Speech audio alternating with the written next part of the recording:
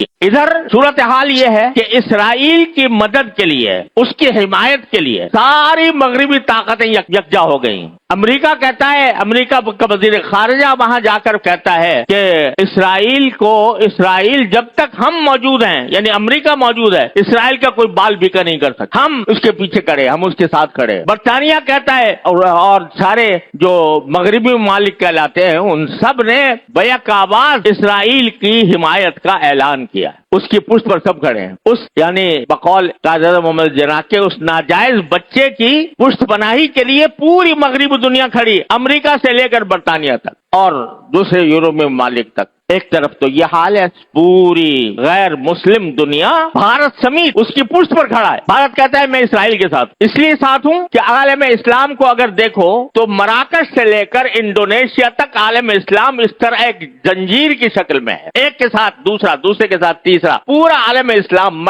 Indonesia سے لے کر مراکش تک ایک زنجیر ہے۔ اس کے بیچ میں صرف دو غیر مسلم حکومتیں حائل ہیں، ایک بھارت، ایک اسرائیل، تو دونوں ایک دوسرے کے یارو مددگار ہیں۔ تو بھارت نے بھی اعلان کیا کہ ہم بھی اس کی حمایت کریں گے، اسرائیل کا، اور ساری مغربی دنیا اس کی حمایت۔ لیکن افسوس جس بات پر ہے اور جس بات کا شدید صدمہ ہے کہ مسلمان ممالک جو انڈونیشیا سے مراکش تک پھیلے ہوئے ہیں، جو غزہ کے برابر آباد ہیں، جو اسرائیل ایک چھوٹا سا نقطہ ہے ان کے ارد گرد مسلمان ملکوں کے اعتبار سے، وہ ایسا ہے کہ اگر کسی زمانے میں کہا جاتا تھا کہ اگر سارے مسلمان مل کے تھوک بھی دیں تو اسرائیل غرق ہو جائے، لیکن افسوس ہے کہ سارے مسلمان ملک صرف یا تو خاموش ہیں یا محض زبانی کلامی حمایت کا اعلان کر رہے ہیں۔ اللہ کے بندو، نبی کریم سرور عالم صلی اللہ علیہ وسلم نے فرمایا تھا کہ انما المؤمنون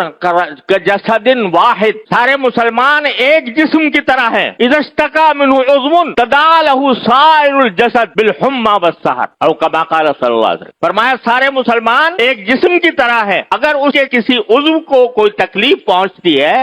انسان کے جسم میں کسی بھی عضو کو اگر کوئی درد ہوتا ہے، کوئی تکلیف پہنچتی ہے، تو سارا جسم وہ رات کو بیدار رہتا ہے، بخار اس کو چڑھ جاتا ہے، سارا جسم اس تکلیف کو محسوس کرتا ہے۔ تو اسی طرح اگر کسی ایک مسلمان کو روئے زمین پر کہیں بھی بسنے والا ہو، اس کو اگر تکلیف پہنچتی ہے تو سارے مسلمانوں کو اس کی تکلیف پہنچنی چاہیے۔ یہ فرمایا تھا نبی کریم سرور عالم صلی اللہ علیہ وسلم۔ قرآن نے اعلان کیا انما المؤمنون اخوہ، سارے مومن بھائی ہیں، یہ اعلان کیا، اور اس کی بنا پر جو یہ قومیت کی دیواریں ہیں وہ توڑ دی اور بتلایا کہ مومن ہونے کے بعد ایک ہی امت ہے اور وہ امت ہے امت مسلمہ۔ وہ کہیں بھی اس کا فرد رہ رہا ہو، وہ افریقہ میں رہتا ہو، وہ ایشیا میں رہتا ہو، وہ یورپ میں رہتا ہو، وہ مشرق اوسط میں رہتا ہو، وہ کہیں رہتا ہو، ہر مسلمان ایک دوسرے کا بھائی ہے۔ اور بھائی ہونے کا تقاضا یہ ہے کہ حدیث میں فرمایا کہ لا یسلمہ ولا یخذلہ، مسلمان دوسرے مسلمان کو